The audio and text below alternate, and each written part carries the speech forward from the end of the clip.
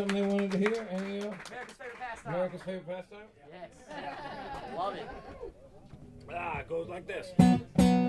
This is about a baseball player who showed up for work one day completely unprepared for work. And still succeeded at work.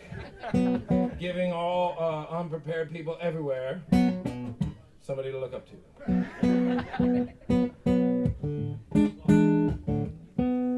Well, Doc Ellis didn't think he was pitching that day back in 1970 when he and his wife took a trip to the ballpark a little bit differently.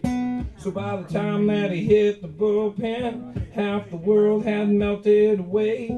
That's about the time Coach Murtaugh came and said, "Doc, you're pitching today." Taking the mound, the ground turned into the icing on a birthday cake. That leadoff man came up and turned into a dancing rattlesnake. That crowd tracked back and forth in waves of color underneath the sun.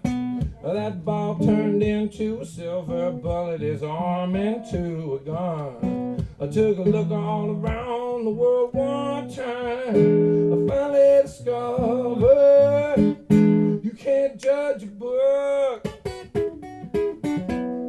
3 up, 3 down for 3 straight innings in a 0-0 tie. As all them batters' names come ringing from a voice out of the sky, hallucinating how the wind sings each new swing of the bat. His sinker looked like it was falling off a table, but nobody was hallucinating that. I took a look all around the world one time, finally discovered you can't judge a book.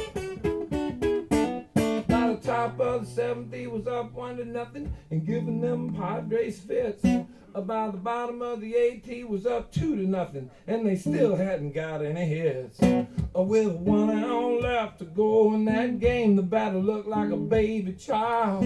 That birthday cake was shaking them waves, the color was going wild.